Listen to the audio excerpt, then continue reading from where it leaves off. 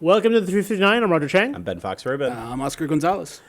Apple unloaded some big MacBook news today. Oscar, you were on top of it. What's going on? So they upgraded and killed some of their MacBooks. So the MacBook 12-inch, no longer there. The MacBook Air that was for $999, their entry level, no longer on Apple's website. So they are gone. Okay. But what they did as part of their back-to-school program, now the $1099 MacBook Air, it's been updated a little bit with its Retina display, and available for $999, $1,000 education for college students only. Let's keep that clear. Yes. None of us qualify for this discount. So yes, not anymore. Right. So effectively, what they've done, I mean, yes, there's the college student discount, which I don't think is actually that's sort of throwing a bone at folks. But basically, they're giving something to you, but they're taking away a lot, right? They've effectively increased the entry cost to buying a Mac, right? It went from the $999 MacBook Air to now this $1099 new MacBook Air with Retina, right? Right. To be fair, that $999 MacBook Air was starting to look pretty old and pretty miserable, especially after they updated the MacBook Air. And as much as I really wanted to see them keep that price at $999 for the newest MacBook Air, you knew they weren't going to do that. And I bought the new one anyway, so. Yeah, I mean, I have one, and I kind of regret it because the keyboard is not great. No. Speaking of which, the new MacBook Air and the new MacBook Pros do get the new third-gen Mac keyboard, which unfortunately still the butterfly keyboard, right? Still the butterfly keyboard, but there's supposed to be a little bit of rubber underneath the keys. Gives a little bit of bounce, supposed to protect from debris and dust. I thought that's what they did with the second generation one. The other thing that I think they did that was smart was killing off the 12-inch MacBook, because that was a really strange addition into the lineup. Yeah. Especially after they already moved in the Pro and the Air. What exactly was the value of the 12-inch MacBook at that point? I mean, the Air was definitely, the 2018 Air definitely made the MacBook relevant, right? It's much faster, had the USB-C ports, it was a little bit slimmer. It was essentially almost the same size as that 12-inch MacBook. So, not a huge surprise that it's dead. Yeah. It's they killed the iPhone SE too. So it's going back to your whole point about getting rid of all the budget options. All the budget options. Sorry, Sorry, if you're on a budget, Apple doesn't care about you though. Sorry. Too bad. All right. So next up, a research team set out to figure out which was the best voice assistant when it came to recognizing requests for specific brands. But what did they find out? What was really interesting about this was that there have been a lot of studies already that have looked into different voice assistants.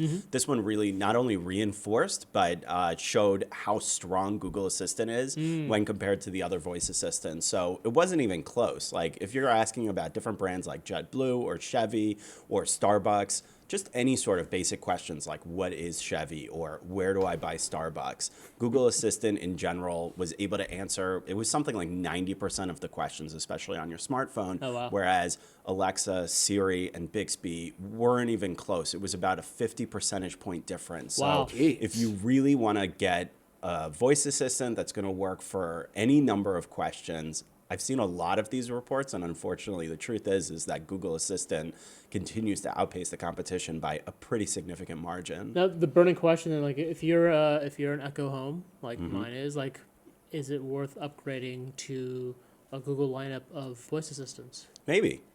I know Alfred, if he was here, Alfred did that for that very reason. He saw that the Google Assistant had actually been functioning better, and he decided to switch. The good news with Alexa is that it works much better with smart home capabilities. It has a lot more of those smart home partnerships, so it's not like it's terrible. It's the worst in every possible category, but you got to think like Google has been doing search for 20 years. And so it's going to continue re-emphasizing that strength over and over again. And if you're going to ask your voice assistant all kinds of random questions, when was Abraham Lincoln born and all sorts of other stuff, then you're probably going to want a Google Assistant. All right. For more of those stories, check us out on CNET. I'm Roger Chang. I'm Ben Fox Rubin. I'm Oscar Gonzalez. Thanks for listening.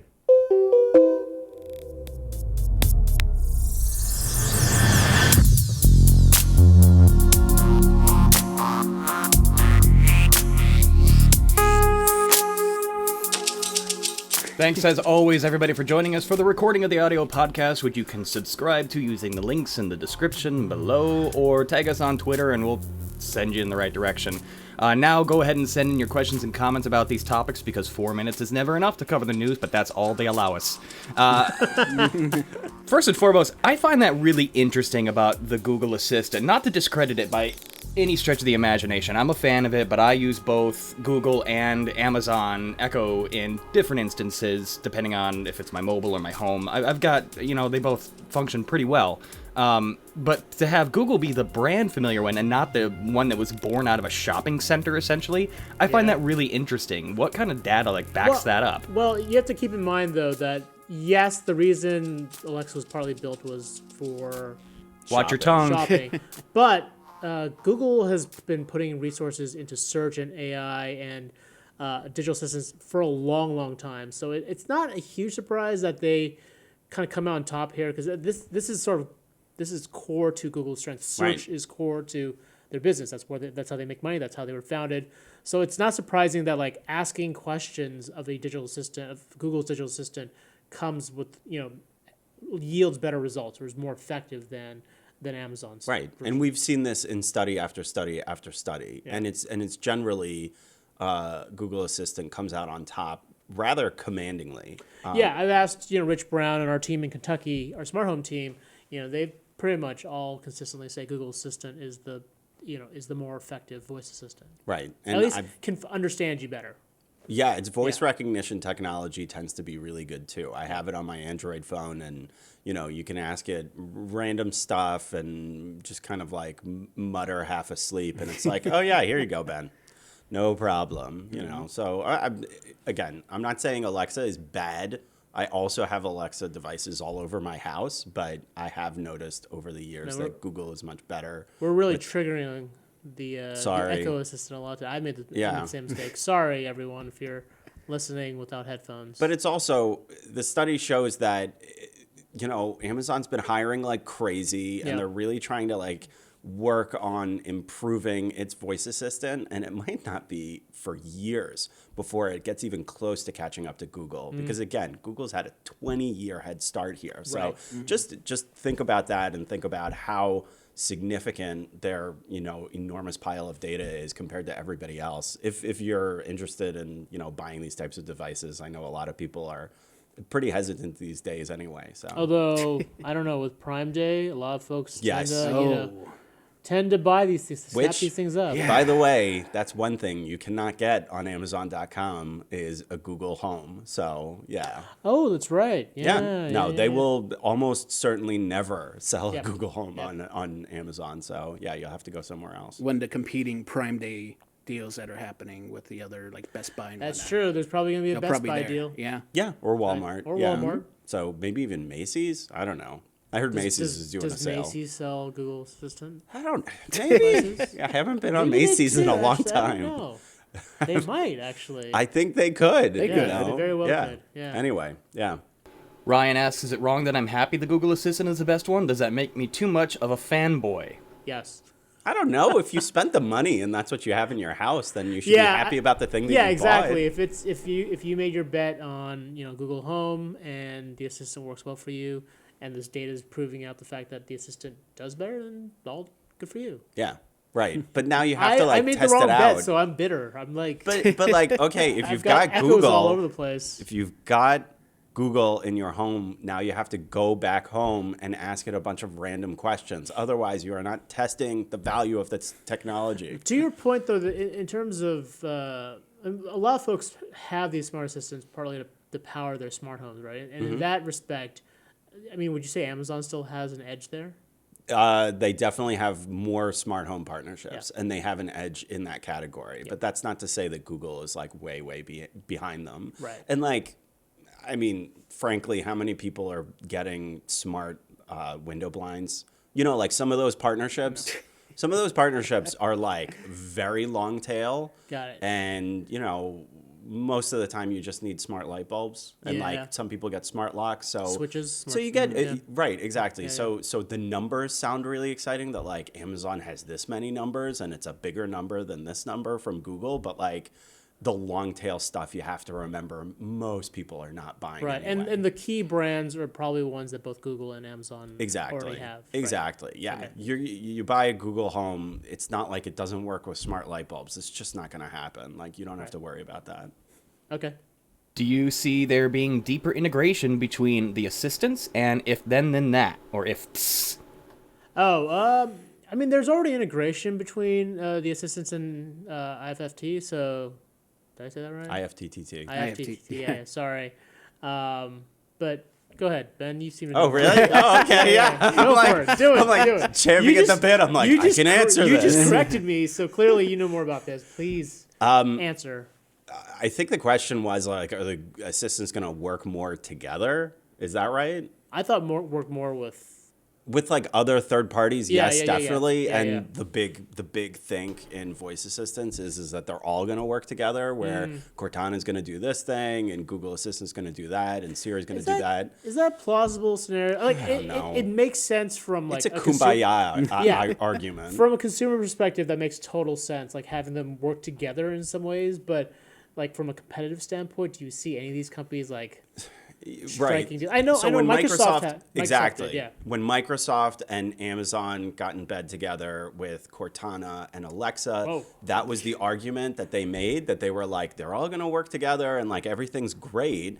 But a lot of people in the voice world saw that as just a capitulation by Microsoft about Cortana. They're like, we don't really want to. It's really easy to strike a bargain when you're in like a complete position of weakness. Right. Like, exactly. Yeah, when you're in fifth place, you want to be exactly. buddy with first or second. Exactly. Yeah. So, I will say that as far as IFTTT is concerned, there's a great little widget that you can use where if you lose your phone in your house and you want to use your voice assistant to try to find it, so you can ask your Google Home or your Echo to then call your phone. And it's an IFTTT widget that you should turn on, which is super useful. Yeah, because like I lose my phone at home sometimes. My wife definitely does sometimes.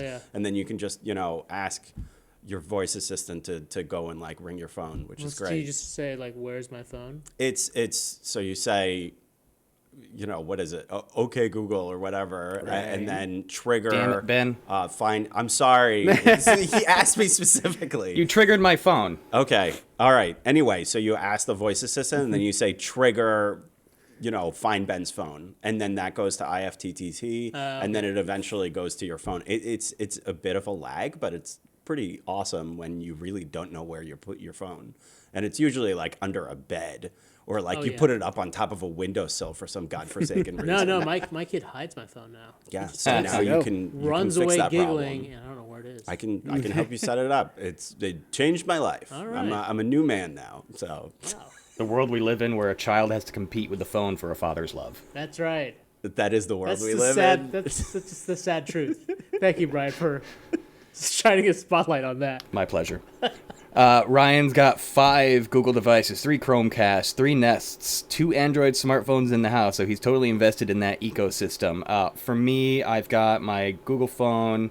It's a Samsung phone with Google, obviously Android. I've got a Chromecast, but I've got also a Fire Stick and an Echo, and that's kind of the long and short of my true integration. But it's like I live in a one bedroom apartment, so I don't really need a lot of coverage. But I've got smart bulbs, got different stuff. I've actually put some outdoor lighting in that's smart assistant. Nice. You guys talk about if then that. Now I've used that in years past for like email prompts and different stuff kind of like within the PC, but I've never actually tried to integrate it into smart home functionality. I'm curious if anybody else has advice about this. We don't have to talk about it now, but you know where I am on Twitter. I'd love like some good suggestions on how to, round out an experiment with if then that to enhance my smart home experience. So tag me in that.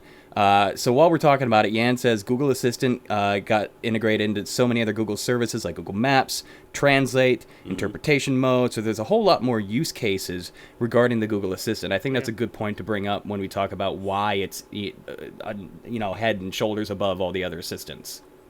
Yes. Yeah, there's a good ecosystem there, but there's also one with Amazon. So, it does, I think they do a better job with the shopping stuff. No surprise there. So if you want to reorder, I don't know, dog food, it's super easy using an Echo device. Yeah. Next question is coming in from Imagine Sagi. He says, what is the difference between the data that Google collects and what the data Amazon collects from the users is? Between those two, there are a lot of similarities. If you're more privacy-minded but still want a smart speaker, you're probably going to want to spend up and get a HomePod because Apple tends to collect less data, and they really emphasize that. It's not like they collect no data, and it's kind of like a black box. But essentially, you are sharing your voice recordings, some transcriptions. Some of that information does end up going to the skills developers or the app developers that you're using. So you do have to be aware of that. A lot of this stuff is pretty similar to what you would find online, like just when you're doing web browsing. But it's just good to be aware of like that. It is an internet connected device and it is going to record your information. So you are going to get a little bit more privacy from a HomePod, but you are going to spend up for that. Timothy asks, do you see Samsung giving up Bixby and using resources for something else like the DeX? What do you think? I mean, I've had Samsung devices and I just can't stand Bixby. Really? Same. Yeah. It's even more frustrating because it's a button on the phone. That can't be remapped. I know. Yeah. It has Well, to now be you could. the new. Yeah, You can you're right. remap it a Basically, little. The S10 yeah, you can, but even then, Right. just squeezing it a little bit too hard. It's like, did you want Bixby? No, I didn't. I didn't. I didn't, and I never will.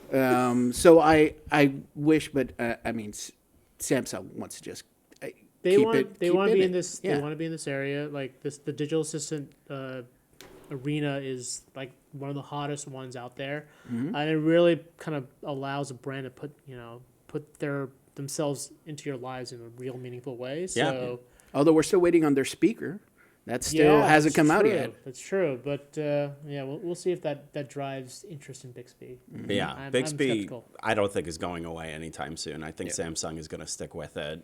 But yeah, it's going to take them a long time to catch up to the other folks because they don't even have a speaker out now, and that speaker looks like it's going to be more expensive than like a $30 Echo. Yeah, it's definitely more like along the lines of a HomePod as opposed to an Echo. Like it's all about audio quality. Yeah.